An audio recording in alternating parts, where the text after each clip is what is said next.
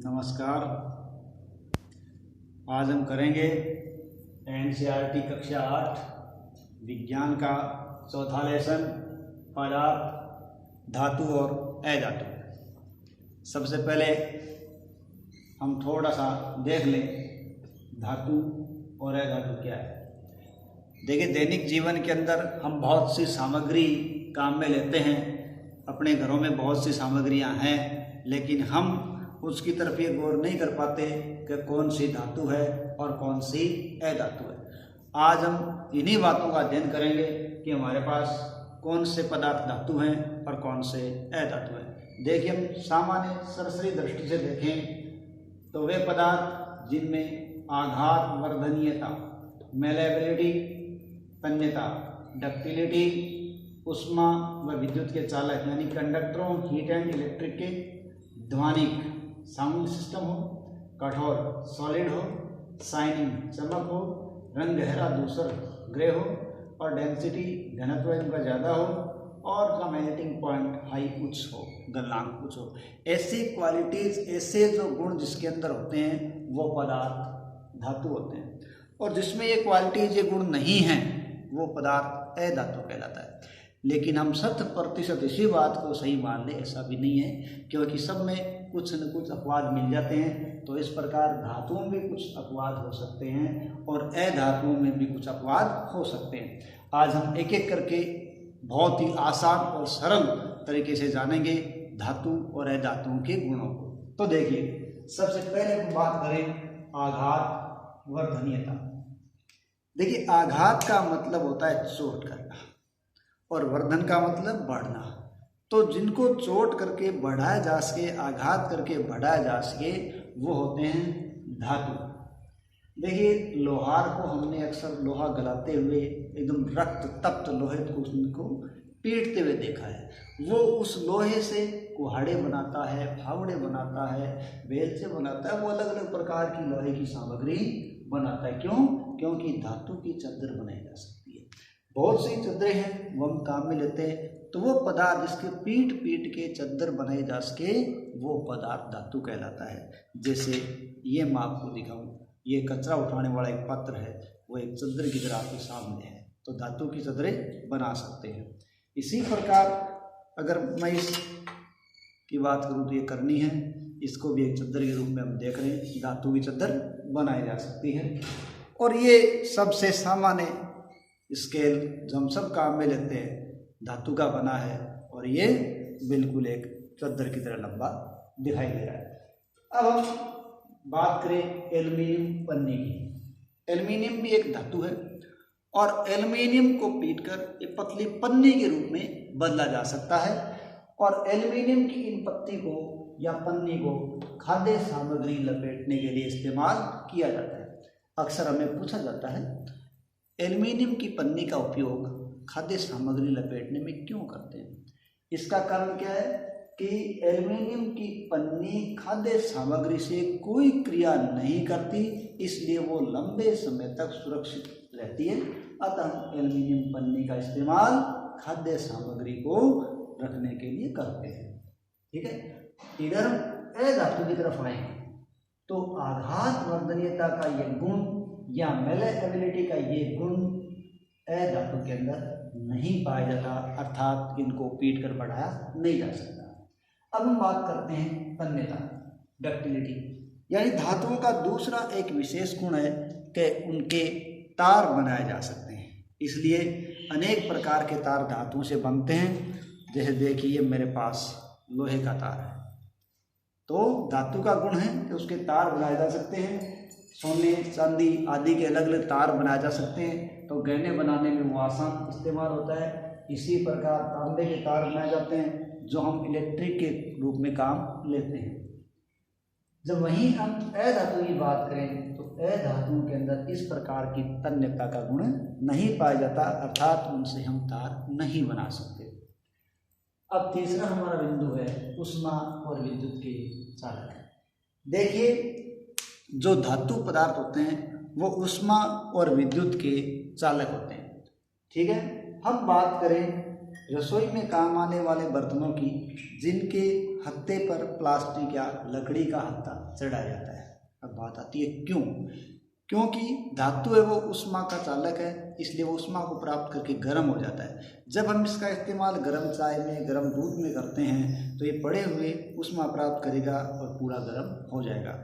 और यहाँ यदि कुचालक के लकड़ी या प्लास्टिक का हत्था नहीं हो तो हमारा हाथ जल सकता है, घायल हो सकता है। इसलिए हमारे हाथों को घायल होने से बचाने के लिए हम इन बर्तनों पर या रसोई के बर्तनों पर प्लास्टिक या लकड़ी का हत्था चढ़ाते हैं। इसीलिए रसोई के बर्तनों पर हत्था चढ़ाया गया है ताकि वो अचालक होने के कारण हमें किसी नुकसान से बचा सके। जबकि विद्युत के चालक यानी धातु है वो विद्युत का भी चालक होता है। इसका एग्जाम्पल अपन लें तो ये एक पेचकस है। इस पेचकस के पीछे वाले हिस्से पर प्लास्टिक का आवरण चढ़ा हुआ है। हमें पूछा जाता है पेचकस का पीछे का हिस्सा प्लास्टिक से क्यों ढका होता है, या यूँ कहें कि जो लोग विद्युत उपकरणों का काम करते हैं वो प्लास्टिक के दस्ताने क्यों पहनते हैं? क्योंकि विद्युत है वो धातु के अंदर चलती है या धातु विद्युत की चालक होती है। यदि यहाँ प्लास्टिक का हत्था न हो तो धारा प्रवाह के कारण काम करने वाले व्यक्ति को करंट आता है और झटका लग सकता है। ऐसी स्थिति से बचने के लिए पेचकस पर प्लास्टिक का कवर चढ़ा दिया जाता है। अब हम बात करें अन्य धातुओं की तो चांदी सबसे ज़्यादा या सबसे उत्तम प्रकार की चालकता दर्शाने वाली धातु है। वही सीसा सबसे कम चालकता दर्शाने वाला धातु है। चांदी इतनी अधिक चालक है लेकिन उसके बावजूद भी हम विद्युत वायरिंग में जिन तारों का इस्तेमाल करते हैं, जैसे ये तार है, इन तारों के अंदर हम चांदी की तारों का इस्तेमाल नहीं करते क्योंकि वो महंगी है, उसका रख रखाव काफ़ी महंगा है। जबकि इसमें तांबे के तार इस्तेमाल होते हैं क्योंकि इसका रख रखाव आसान है और ये महंगी भी नहीं है। ठीक है। जब हम ऊष्मा की चालकता की बात अधातु के अंदर करें तो अधातुएं चालकता नहीं दर्शाती, लेकिन वहीं ग्रेफाइट एक अपवाद है जो कि अधातु होते हुए भी सुचालक है। ध्यान रखें, ग्रेफाइट चालकता दर्शाता है जबकि वो एक अधातु है। ध्वनिक, चौथा अपन गुण देख रहे हैं ध्वनिक। धातुओं के अंदर विशेष गुण पाया जाता है कि उनके अंदर एक ध्वनि उत्पन्न करने की क्षमता होती है, या धातुओं के अंदर जब किसी ठोस सतह से टकराहट होती है तो वो एक गायन ध्वनि उत्पन्न करती है। अर्थात धातुएं आपस में टकराने पर या ठोस से टकराने पर गायन ध्वनि उत्पन्न करती है। जैसे इस प्रकार गायन ध्वनि उत्पन्न होती है और इसी के कारण मंदिरों में जो घंटियां बनाई जाती है, धातुओं की घंटियां बनाते हैं ताकि टकराकर संगीत उत्पन्न कर सकें। स्कूल में घंटी धातु की बनाई जाती है। इसी प्रकार बहुत से वाद्य यंत्र हैं, उन वाद्य यंत्रों को बनाने के लिए भी धातुओं के तारों का या धातुओं का इस्तेमाल किया जाता है। क्यों? क्योंकि वो एक प्रकार की गायन ध्वनि उत्पन्न करती हैं। लेकिन अधातु की बात करें तो उनमें इस प्रकार की गायन ध्वनि नहीं है। जैसे हम इस डस्टर को देखें और ये पेंसिल लेके टकराएं तो इसमें कोई विशेष प्रकार की गायन ध्वनि उत्पन्न नहीं हो रही है। ठीक है। जबकि धातुओं में विशेष प्रकार की गायन ध्वनि उत्पन्न होती है। तो ये एक इनका अलग गुण है। ठीक है। अब देखते हैं कठोर। धातुएं बहुत ही कठोर होती हैं। धातुओं को आसानी से तोड़ा नहीं जा सकता, यूँ कहें कि टूटती नहीं है। जैसे ये मेरे पास धातु का चाबी है, यदि मैं तोड़ना चाहूँ तो उसको नहीं तोड़ सकता, लेकिन अधातु है वो इतनी कठोर नहीं, उनको अलग अलग अवस्था में पाया जाता है। लेकिन हम सभी धातुओं को कहते हैं कि वो कठोर होती हैं, ऐसा नहीं है, कहीं कहीं अपवाद भी है। जैसे हम सोडियम और पोटेशियम धातु की बात करें तो सोडियम और पोटेशियम दो नरम धातुएं हैं, इसलिए उनको चाकू से काटा जा सकता है। वहीं हम पारे की बात करें, पारा एकमात्र ऐसी धातु है जो द्रव्य अवस्था में पाई जाती है और इसी गुण के कारण पारे का इस्तेमाल तापमापी में किया जाता है।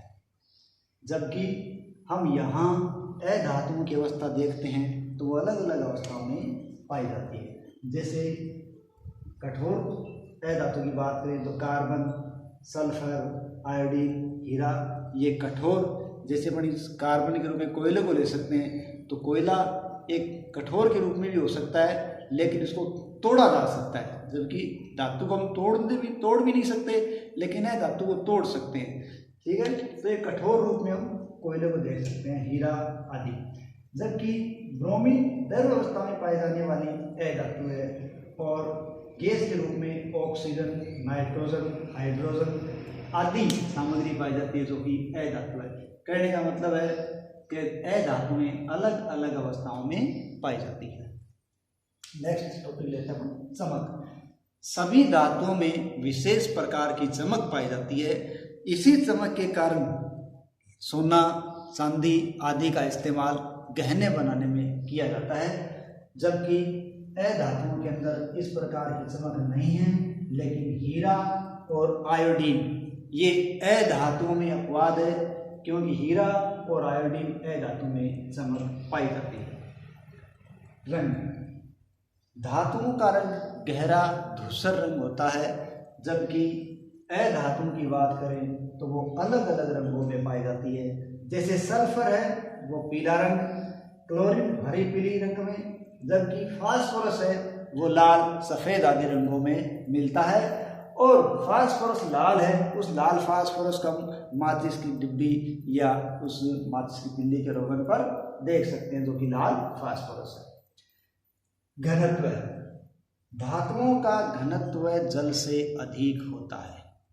घनत्व अधिक होने के कारण प्राय धातुएं जल के अंदर डूब जाती है। जैसे हम बात करें, मेरे हाथ में ये कील है और ये मेरे पास पानी से भरा हुआ एक गिलास है। अगर मैं कील इसमें डालूं तो ये इसके अंदर डूब जाएगी, ये डूब गई। इस प्रकार हम कह सकते हैं कि धातुओं में क्या होता है, घनत्व ज़्यादा होता है, इसलिए धातुएं पानी के अंदर डूब जाती है। वहीं अपन बात करें सोडियम और पोटेशियम की। सोडियम और पोटेशियम ऐसी धातुएं हैं जो डूबती नहीं हैं। इनका कारण है कि ये धातुएं पानी से कम घनत्व वाली है। सोडियम और पोटेशियम धातु का घनत्व पानी से कम है, इसलिए जब इनको पानी में डालते हैं तो ये तैरने लग जाती है, डूबती नहीं है। बाकी सभी धातुएं लगभग पानी के अंदर डूब जाती है, क्योंकि उनका घनत्व ज़्यादा होता है।